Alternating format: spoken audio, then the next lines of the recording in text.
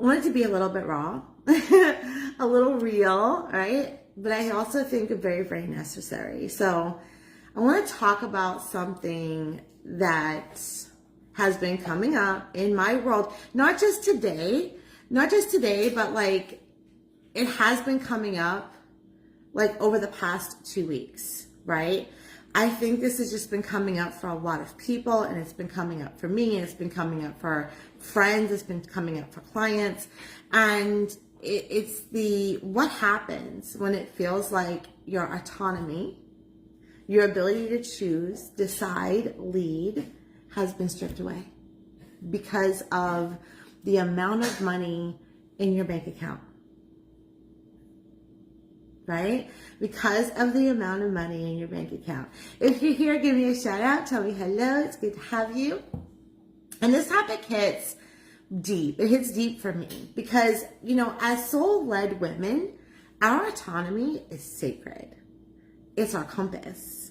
So when money enters the picture in a way that feels disempowering, it can shake the whole damn foundation. Right?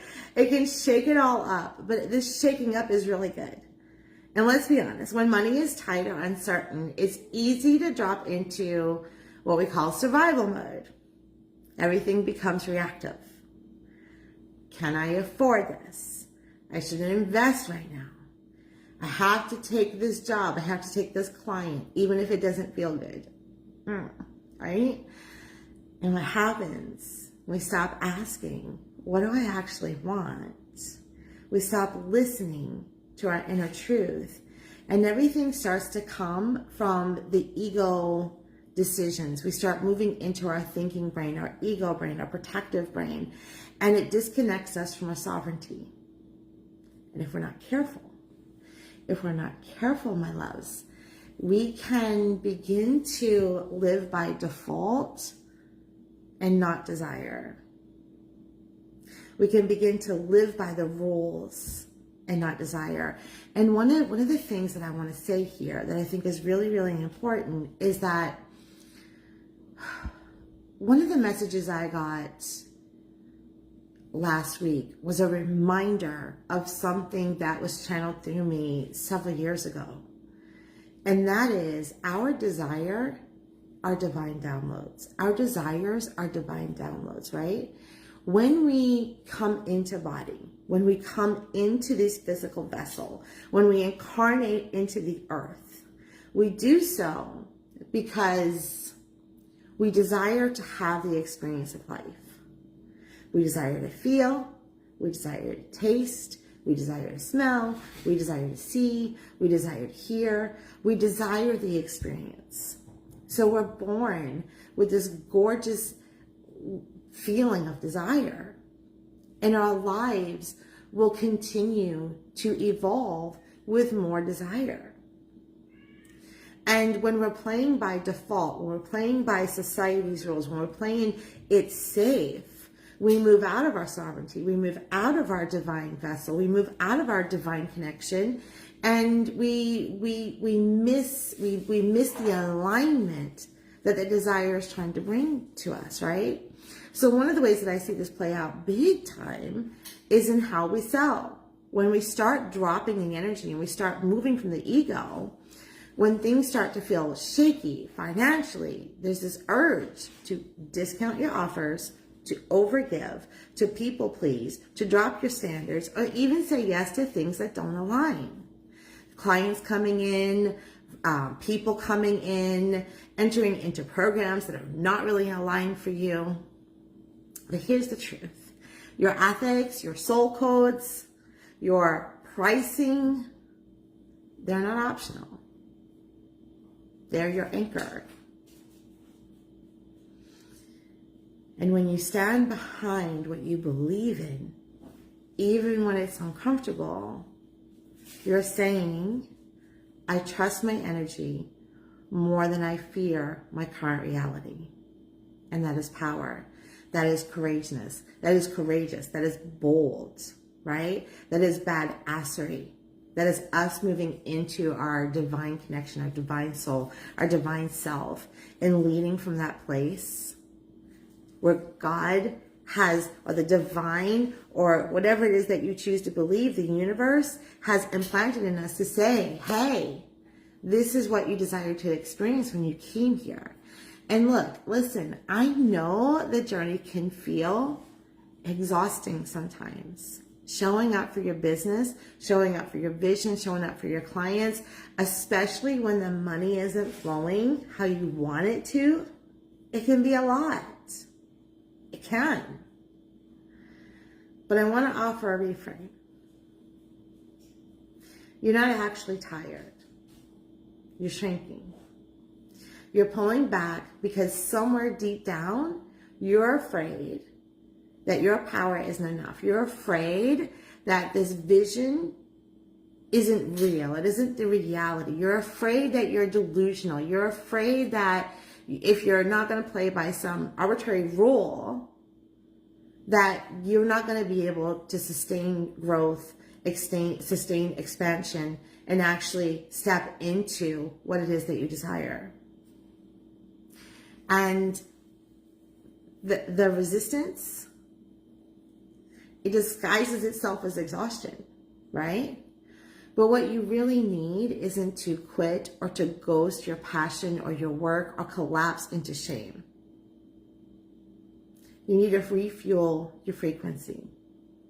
And this might mean lying on the floor, like sprawled out on the floor, being like, okay, divine, I see you. I'm just going to breathe. I'm going to be in my body. I'm just going to, surrender. I'm going to give it all to you. It could mean that you dance it out. It could mean that you start tapping. You go into EFT tapping. It means that you're meditating. It means that you're journaling. It means that, you're going for a walk. It means that you are taking a pause and just taking a breath and refueling your energy and remembering that the divine codes are all within you and that God is moving through you and that God is speaking through you, and you just back away from everything for just a moment to refuel your energy and refuel your connection, and saying, what does that future me need right now? What does me tomorrow need for me right now? Because the thing is that there's no set future for you. There's no set future. The divine isn't like, okay, we're just going to play with her for a minute. We're going to make her think that she can manifest the life that she desires. And we're just going to throw a rock over there and let her know that, like, she's done all this work and she's done all this energy work. And now there's going to be this giant rock that she can't get through. They're not playing games with you like that. You literally are here as a free will being. You are here to make your decisions. You are here to choose. You are here to choose the experience. There's nothing out there already set in stone that you can't go get. Everything that we are creating right here, right now. Right here, right now. This moment, right here, right now. We look to our past. You know what? An hour ago was the past. It's playing out in some damn paradigm. It's doing its own thing. It's living its full life. Right? It's living its full life somewhere else. And so when we're focusing on what isn't here yet, what we're doing is we're focusing on what happened in the past. We're bringing all that past into the now moment. We're bringing it right here, right in the center, right here. And this is where we're creating. This is what we're creating from. This place right here, this map right here, this energy right here is where we're creating from. And if we're creating from the right now, and we're bringing all that past shit into the now, then we're creating that for tomorrow. So the thing to ask is, what does the tomorrow me need from me right now? What does the tomorrow me, what does she want to be? Tomorrow me, what kind of place of receiving does she want to be in? What kind of place of receiving does she want to be in? The tomorrow me. Because we're creating her right now, right? Yeah. That's what it feels like sometimes when it isn't showing up, So we're not scrolling, we're not doubting, we want to reconnect. We want to reconnect. Showing up doesn't mean pushing. It means remembering. Okay? Remembering who the fuck you are and why you started. Your business isn't really asking for hustle. It's asking for you to stand in your bigness. Even when things feel uncertain. Especially then, right? It isn't asking for you to do hard work. It's asking for you to align with the work and fall in love with it. It's asking for you to get behind it, to get behind the purpose, to get behind the mission, to get behind yourself, and to push yourself ever so gently out into it. It's not about creating hard work and hustle. It's about falling in love with the work that you're doing and creating from that space. And so sometimes we have to step back and we have to go, why am I doing this? What's the bigger reason? What is the biggest mission here? What is the reason why I'm doing this? I have to come back to my why. If I've been doing this for 12 years and I'm disconnected from my why, then I have to start back from the moment of my why. Why am I doing this? Why am I here? What do I love about this mission? How does it fulfill me? How does it create impact for my community? How does it fulfill the people who are in my world? You know? And when we can get back into that energy, we bring back the fire of our desire. We bring back the fire of our soul. We bring back the fire of the mission. And we begin to understand and start to feel a little bit more lit up. We're not exhausted. I mean, how many times have you been like, oh, I'm so tired, I don't want to do anything. And then somebody calls you, like, hey, you want to go to lunch? And you're like, pop up. And you're like, yeah, let's go to lunch. Right? And you're like an hour ago, you were so tired, you couldn't do that live. You were so tired, you couldn't show up and create content. You were just so tired, but you're ready to jump out of bed and go to lunch with your girlfriend, right? This is like an awareness for you. This is awareness, right? It's so powerful when we step into that awareness. It's not exhaustion. It's literally just becoming. It's the disconnect that you have from what you've created, right? It's the disconnect that you're experiencing. It's the fear. It's the flight or fight mode. And some of us are fighting for it, and some of us are hiding away from it, right? So I do also want to talk about the shame, right? The shame that can come with asking for help when money is involved. There's this voice that says, if I can't afford it, I shouldn't ask. Or if I need help, I must not be powerful. Let's be clear. Asking for support doesn't make you less. It doesn't mean that you're failing. It means that you're human and connected to what it is that you need and evolving. You can ask from a place of wholeness. You can receive and still lead. That's the shift, right? There's nothing external. There's nothing external that defines me. There's nothing external that defines you. There's nothing in the external space that defines who you are. No amount of money, whether good, whether in the big plus sign or in the big subtraction sign, defines who you are. And this is where we take our power back.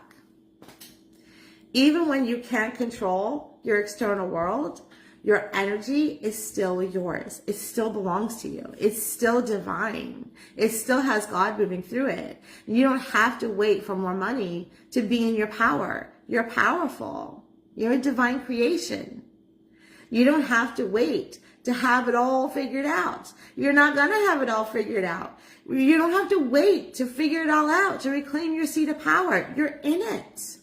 Your frequency, your choices, your alignment, they are yours to own right now. They are yours to own right here in this very moment. So if this is resonating, I want to invite you into something I call micro reclamations. This is just one small, tiny little action that says, I choose myself, I trust myself, I know that I'm in my power. And that could look like saying no to something that drains you, saying no to the obligation, raising your price by just a little bit, not lowering it, but raising it, investing in something small that affirms your vision, or simply declaring, I am the woman who leads herself, no matter what's in my bank account, no matter who's showing up, no matter how I'm being received. You were never actually disconnected from your autonomy. It just got buried under the fear. It got buried under the old stories. It got buried under the noise. It got buried under the external results that you're looking at. Money is a tool. It's a mirror, a messenger, but it is not your ruler. It is not your Lord and Savior. You are. Let's take your power back. One decision, one boundary, one bold move at a time. And if this message lit up something in you, share it. Leave a comment. Let me know what your micro reclamation is going to be. Right? I'd love to hear it. You're not alone in this. You are not alone in this. And you're more powerful than you can even imagine. And when we can remind ourselves of how powerful we really are, it begins to elevate everything. It begins to magnify everything. It becomes the new pattern of behavior.